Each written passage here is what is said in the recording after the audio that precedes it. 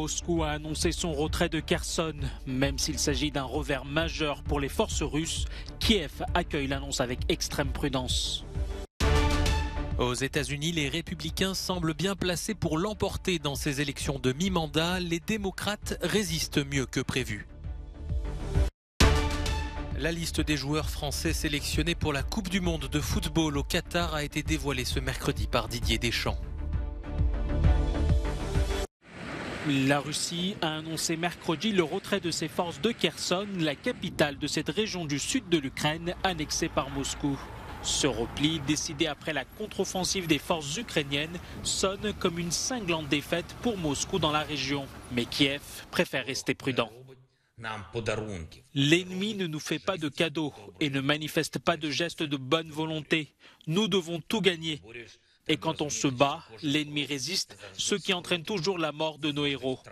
Nous devons donc faire preuve d'une extrême prudence, sans émotion, sans prise de risque inutile. Plus tôt dans la journée, un conseiller de la présidence ukrainienne avait déclaré qu'il ne voyait aucun signe montrant que la Russie quittait Kherson sans combattre et qu'une partie des troupes russes était maintenue dans la ville. Concrètement, le ministère russe de la Défense a ordonné mercredi aux combattants russes de se retirer de la rive occidentale du Dniepr. L'objectif est d'établir une ligne de défense sur la rive orientale de ce fleuve qui représente un obstacle naturel. Le président russe Vladimir Poutine ne s'est pas exprimé sur ce retrait.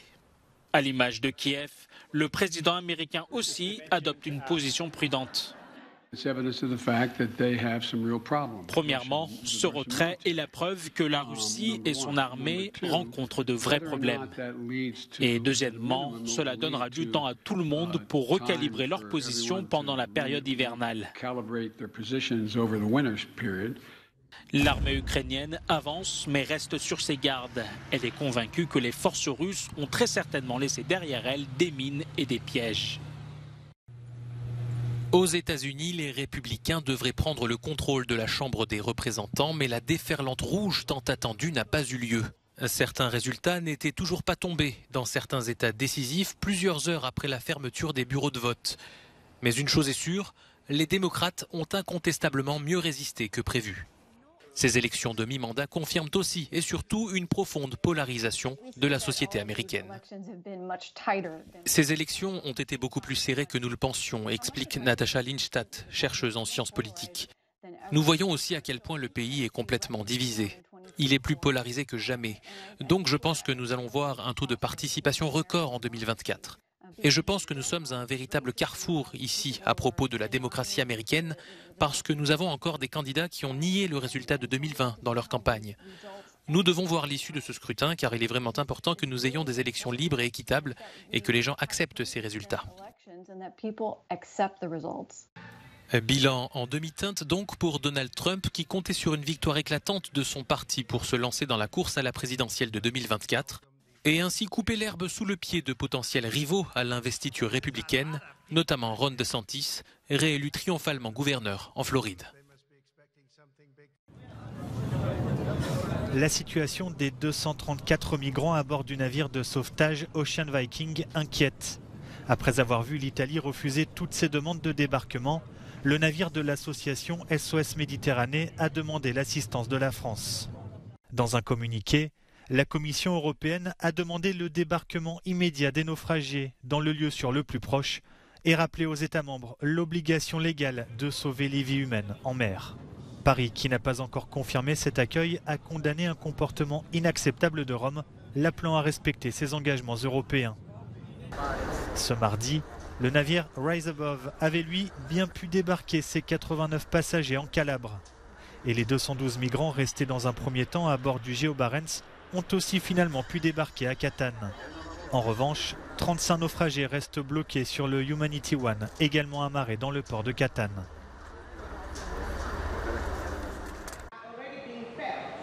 L'Afrique au cœur des débats à la COP27 de Sharm el-Cheikh en Égypte.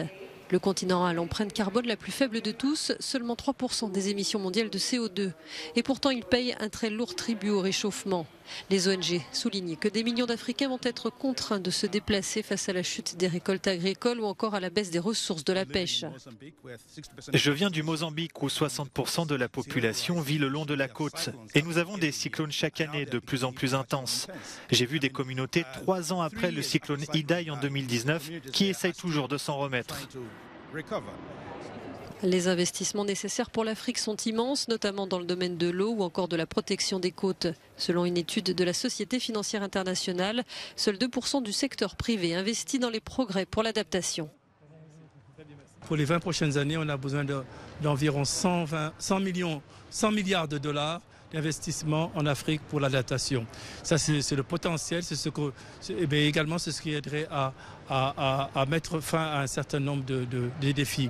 Ce qui veut dire 5 milliards par an serait un niveau d'investissement qui serait très utile et qui permettrait justement de changer un peu le cours des choses. La question des pertes et dommages a certes été ajoutée pour la première fois à l'ordre du jour de la conférence. Mais si certains gestes sont là, la réalité des négociations déterminera si la voix de l'Afrique a été réellement entendue.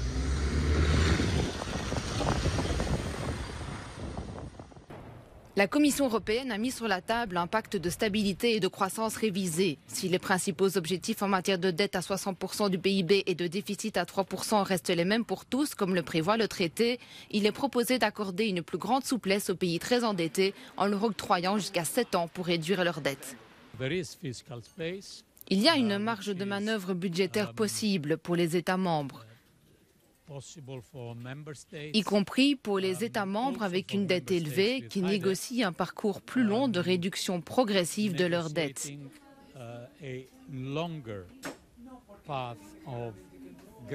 Donc en gagnant 3 ans de plus, en respectant les 4 ans du plan initial, s'ils ont des investissements sur les priorités communes, c'est-à-dire la transition écologique et la transition numérique.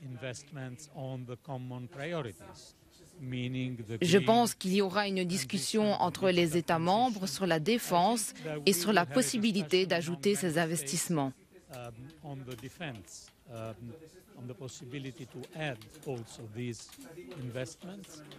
Le pacte de stabilité et de croissance, comme nous le connaissions, a été suspendu jusqu'à la fin 2023 pour que les gouvernements soutiennent les ménages et les entreprises souffrant du choc de la pandémie et des conséquences de l'invasion russe en Ukraine.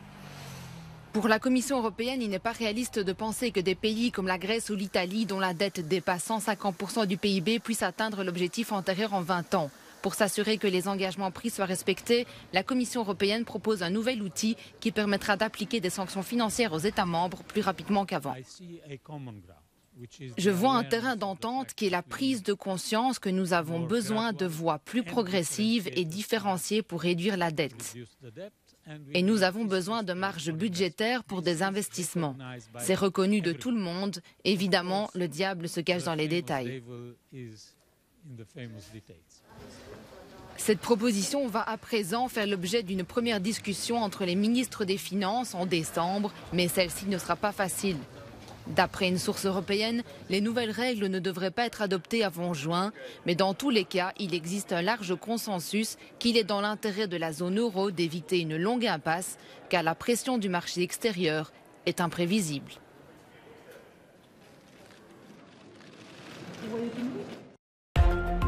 Jamais en 40 ans, la Floride n'avait connu d'ouragan au mois de novembre. L'État américain était balayé ces dernières heures par Nicole, initialement une tempête tropicale qui s'est renforcée en progressant. Ces vents violents ont déjà causé des dégâts et des submersions. Le trafic aérien a été perturbé, des parcs à thème fermés. Cet ouragan a déjà frappé les Bahamas.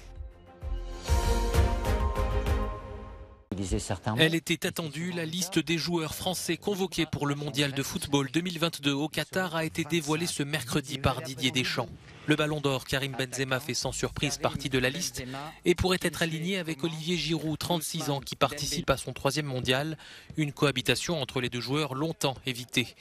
Didier Deschamps a fait appel à plusieurs joueurs convalescents en défense, Raphaël Varane, Presnel Kimpembe ou encore Jules Koundé. Mais le gardien du Milan AC, Mike Maignan, a été écarté au profit de Steve Mandanda. C'était un atout de l'équipe de France. Le milieu de terrain a été décimé par les blessures. Le duo Pogba-Kanté est forfait pour ce mondial. Il faudra faire avec Tchouaméni, Rabiot, mais aussi Fofana, Camavinga et les Marseillais Vertou et Guendouzi. Le trio offensif Benzema, Griezmann, Mbappé a tout de même de quoi faire peur aux adversaires des Bleus. Premier match le 22 novembre, ce sera contre l'Australie.